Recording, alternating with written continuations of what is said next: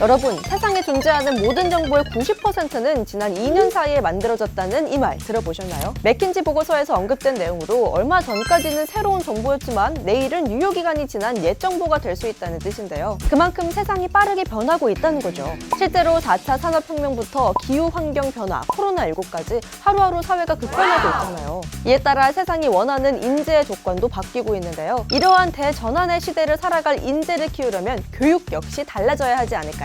이에 발맞춰 학교는 지식을 전달하는 곳에서 지식을 얻는 방법과 역량을 키워주는 곳으로 변화하고 있는데요. 지금 학교에 다니고 있는 학생들이 성인이 되어 사회에 나가는 시점은 2030년대. 하지만 현재 교육과정은 2020년대를 살아갈 학생들을 대상으로 만들어져 있어요.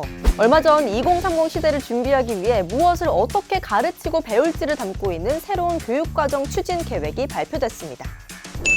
교육부가 발표한 2022 개정 교육과정 추진계획, 핵심은 추진 방향에 있습니다. 먼저 획일화된 교육과정이 아닌 학생 한 명 한 명이 자신의 진로와 적성을 찾을 수 있도록 맞춤형 교육 기반을 마련할 예정입니다. 또 코로나19로 온라인 수업이 늘어나 집에서 컴퓨터나 노트북으로 수업을 듣는 일이 일상이 되었잖아요. 이제 교실을 벗어나 디지털 기반으로 시공간의 경계를 넘어선 다양한 학습 상황에 마주할 일 역시 많아졌다는 얘긴데요.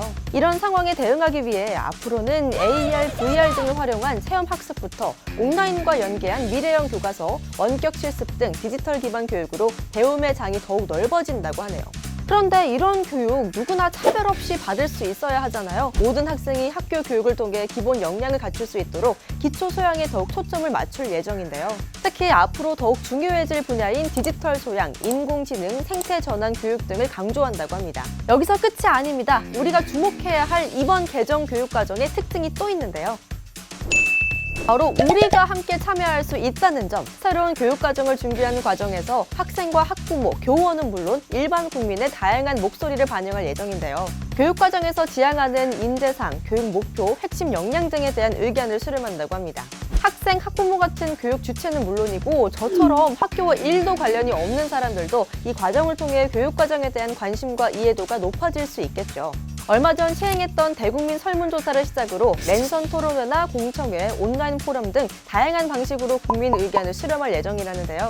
이후 충분한 검토와 합의를 통해 개정안을 마련한다고 합니다. 교육과정 개정 논의에 국민이 참여하는 방식이 도입된 건 이번이 처음인 만큼 많은 관심이 필요할 것 같은데요. 아이들에게 무엇을 어떻게 가르칠 것인가를 담고 있는 교육과정. 많은 사람들이 참여해 학생 스스로 원하는 진로와 미래를 설정하고 개척해 갈 수 있는 교육과정이 마련됐으면 좋겠네요. 여러분, 오늘도 좋은 저녁 보내세요. 일세부 좋아요, 구독 잊지 마시고요. 저는 다음에 다시 만나요. 안녕!